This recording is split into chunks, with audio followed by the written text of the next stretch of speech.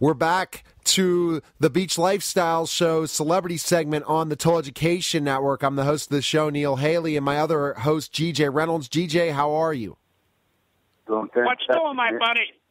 All right, Pat. Just doing great, and we're really excited to interview you, and we're going to talk about your book. So first question I have to ask, why did you write the book? Well, the book I didn't want to write, but I find out people who don't have anything to say write books.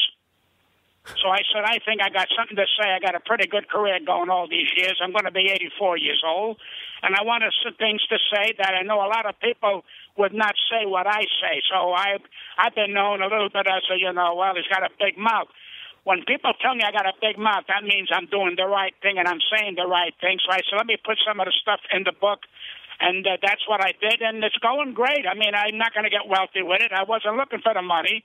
I was looking for just to make a statement because I feel I've been around long enough. I've done a lot of great things in this business. I'm uneducated, but I say things what's on my mind, and sometimes it costs your family, and it's cost me that too. But, I should have done it earlier. That's my only sad situation. Well, my my co-host, Pat, he's written a book as well. GJ, haven't you? Correct, and I'm also impressed with writing another book, and so I'm always interested to hear, from other authors like yourself. So what's been the response to the book on a book that you weren't sure you should write, and you wrote it? So how's the response been, Pat? I'm not looking for something else. If you can do something one time, you don't have to explain why you did the one time, and then that's why you do the second time. What I did the first time, that's enough for me writing a book. I'm not interested in writing a book anymore. I just want to get myself together mentally and just let people know my mistakes are out there. And the reason I survived and still in show business and still making a hell of a lot of money is because I have not changed. I have not backed down at what I've done. I have not backed down with my mistakes. In fact, I discuss my mistakes every chance I get because when you put that forward, the mistakes teach you not to do them again. But at my age, now, I'm looking to go to another planet. That's all I'm looking for because I'm honorable with myself. It's over. And one day I ain't going to be here no more. But if I can have my grandkids read some of the things that their grandfather went through, and I talk to him even before the book to try to educate them, that's what I do, and I tell them, it's not a shame to make mistakes, but don't do it a second time. So, Pat, did you feel like when you first had to write this, was it difficult sitting down and jotting down everything of your career? No? I had a friend of mine called Steve Darin, and Hirschlock. See, I gave them the words, and what they did, they orchestrated because I could not do that. So we became partners rather than pay them for the orchestrating it. I said, why don't you want to be a partner, take it, that's okay. And then it's not the money. It's not the money. When it becomes the money, then you got a problem. Then it's going to eat you up. I've never had money. Now that I got money, I'm enjoying it, and my grandkids are enjoying it. And my family, unfortunately, my first family, is not enjoying it because they still got hate. I don't know what the hell's wrong with them, but that's okay. They're on Amazon. They got right about me every 5 minutes, and that's 50 years ago. So what do? You turn around and you laugh at it because they don't know how bad it sounds. Not for me, for them, because I'd say it's too bad. I'm not hurt, and I don't feel hurt. I made decisions. I was old enough to know what I was doing. But when you when you were not a name called Pat Cooper, you never heard from these people. You could live in the street, they'd never call you. The minute I did Jackie Gleason, I heard every 5 minutes I was going to court. So I laugh at it because this would make a great movie called The Court I Lived In. And GJ, I think that you've followed Pat's career as I have as well. And G has. I remember you on the Howard Stern show. We'll get to that in a little bit, Pat. But basically, GJ, you remember a lot about his career and how funny he is, isn't he? Well, most definitely. Listen, Neil. Yeah. I don't mean to interrupt you. You can't worry about what people say. You've made your decision. It's out there. If you struck out, you struck out, but there's another inning coming up, and there's another at-bat coming up. That's how I look at it. And if I make mistakes and you tell the people that are angry at you, I was wrong in certain situations, but the reason I was wrong is you made me wrong. And I accuse you of making me wrong. Because all I want to do was support my children, which I did for 21 years, and it's still not enough. But you know something? That's sad for them. How would you like to have, when your father passed away, in the obituary, that my father left 3 daughters? How would you like that for hate? Oh, wow. So they're telling me that I never had a father. So now my older sister wanted to get in touch with me about 6 weeks ago. I says, how can I be your brother when your father died and left 3 daughters, you idiot? And she didn't know what to say because, you know what, that's covering the hate. Right. But, you know, that's what makes me... Listen, I wish you would have saw my show Saturday, because I make humor out of this situation, because most of the people in the audience have their own problems, family style. Oh, wow. Very funny guy, G, isn't he? Look, I'm a naturally funny guy, and I'm the only Italian that I know who was natural. When I came out doing an Italian wedding on Jackie Gleason, people say, you'll never do that.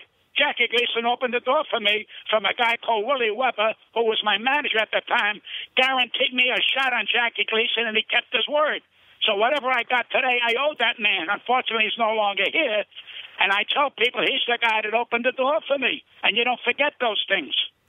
You don't, G, do you? That's a good point. You know, never forget where you came from, and never forget what, you know, who opened the doors to get you where you are. However, you still have to go through the door, and you chose to go through the door, and obviously that was the beginning of a awesome career that's still going. So, well, I got, you know, if tomorrow it's over, I didn't expect to get this far. Don't forget, I have no education. Whatever I did was whatever my background was for me was I was funny. And you were not allowed to be funny in an Italian family during the 50s. My mother and father didn't have no sense of humor. And when you said something funny, they thought you were disrespectful. They'd smack you around. And my mother was a hitter. My mother should have been on the Yankees. But I didn't hate her for that. That's okay. She was trying to raise her kids. I understand that. But they didn't have the patience today. If my mother hit me today, we could lock her up, which I disapprove of. But, you know, years ago, they didn't know how to talk and go to a psychiatrist. They didn't understand that. The teacher told my father, your son lights up the world. You know, my father said, how come I'm paying an electric bill? How does that grab you? He didn't even know he had a sense of humor.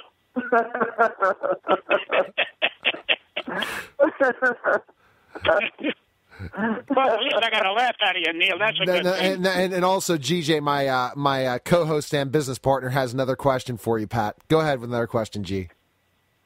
So what are some of the things that you've been able to do with some of the other celebrities? Because obviously, Jackie Gleason was the one that opened, you know, you got on his show. So who are some of the other celebrities that you've been able to work with, and what was that like? I've worked with all of them. I don't know who I didn't work with. I worked with Sammy Davis Jr.'s and Sinatra's and Dean Martin's and Perry Como's and George Burns and Andy Williams, and I don't know where I didn't go. I worked with everybody. And when I went on Tom Snyder, 1980, and told the world what I thought of some people that I worked with, that they were not nice people and that they disrespected me, and I screamed at them saying, you cannot take my dignity. You are not allowed to do that. You're not smart enough or big enough to take my dignity. I'd rather quit right now. And everybody said, you ruined your career. I said, no, I raised my price $1,000. They said, what made you say that? Controversy breeds money. And when you name big names and say they're really not nice people, people were shocked. But you know something? I didn't get one lawsuit. Nobody turned around and said anything but, you ought to be ashamed of yourself. Meanwhile, my price went up. I was making better money, and I wasn't looking for that. And then I became a charitable person. I donated some of that to charities that I loved. And St. Jude was one of the big ones for me. I met Danny Thomas years ago. I admired him because he stood up and said, I'm going to open up a hospital, and he did. And when he passed away, I cried because this man did something great. I wish I could be 2% of his greatness to help children without paying. Where do you find people like this? Yeah, that's tremendous. So there are celebrities, Pat, that are good people, and then there's ones that are really jerks, right? That's what you've run into in your career, pretty much. Well, listen, there's a lot of great people out there, and you don't look for thank yous. You do what you got to do. I could have done a lot more, but I did what my salary called for. I mean, you give to the veterans, you give to everybody that you can. I'm not making jest. I give to I think it's called Latoka Indians from North Dakota. Every couple of days they send me feathers that I'm starting to sneeze. I sneeze every 5 minutes, but they're wonderful. They send me feathers around my neck, under my arms, in my pants. And they mean well when you send them $25, $30 because it's helping one of these Indian kids go to school. So it's okay. But I make jest out of it from my heart. And every time they keep sending me with something with a feather, I don't want to open the envelope. Well, Pat, you're making us laugh a lot today, and that's good for a Monday. Well, I love you, and I thank you for having me on, buddy. All right. Well, GJ has a question. One more question for you before we let you go. Well, what's your 90-day challenge? What would you like to accomplish over the next 90 days? Let me see if I can read that. What's my 90-day challenge? Yeah. What I would like to accomplish? Yes. That's very, very simple. I'd like to stay healthy. That's what I'm down to. I always took care of my health. I don't drink a lot. I don't go around messing with women. I was married 43 years, second time. I just want to be healthy for maybe the last 90 days, or maybe another year, and maybe do some more. Helping St. Jude and some of these people because, you know something, I have not met the more fortunate man than me. I have not met that man because no education. I tell kids out there, don't be afraid to stand by what's good for you because your life goes by fast. I was 12 years old 11 minutes ago. Now I'm 84. What does that tell you about life? Well, Pat, you're not retired, and as you heard, the Holy Father retired today. You heard about the Pope retiring, right, Pat? Well, I love people who want to hear about me. I just hope I don't shake them out of their pants. And let me tell you about what the Pope did. Yes. I'm not a great Catholic, but I analyzed it when I heard it this morning. I believe this man felt he could not do the job anymore like he used to. And all due respect, he was an older man, and I think we need a new, young Pope. Right. To get up to date with the world because the world is changing, and God love this man. I don't think he's that young enough to handle some of the problems that are coming up, and I love him for retiring and passing it on to someone younger because I think that's the future. We need younger people because the world's getting younger, and all this technology is killing us.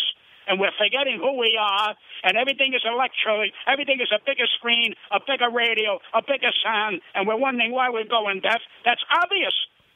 That's obvious. I got tinnitus. In the middle of the night, I'm hearing, is that you, Mac? Is that you, Mac? I thought it was my wife talking to me. I wish I could get away with that. I hear music from the tinnitus, but you know something? I could be blind. I could be walking around with no legs on, so I'm pretty lucky. All right, Pat, where can again, I thank you, Neil. God bless you. And where can we purchase your book and find out more about you, Pat? You be well and listen, don't worry about the weather. Unfortunately, people don't know, don't fool around with Mother Nature because Mother Nature gets back at you. Look at what happened around this same country. And some people are now without houses. Now we got to help those people first. That's what we're obligated to. If we're okay, we got to help them, damn it, instead of talking about we're going to raise money or we're going to walk for cancer. I hate when they say we're going to walk for breast cancer. I don't want to walk for breast cancer. I want to donate $1 or 50 cents for breast. What the hell am I walking for? Then I'll wind up getting leg cramps. Then we're going to walk for leg cramps. When do we stay home and say, we know what we got to do? We got to cure that damn thing. And how do you cure it? With money. And thanks again, Neil. All right, Pat. You can go to patcooper.com to purchase the book and Amazon and all finer bookstores. Thanks for calling, Pat. Thank you. All right, take care. All right. All right, you're listening to the Beach Lifestyle Show with host GJ Rounds and myself, Neil Haley, and we'll be back in just a moment.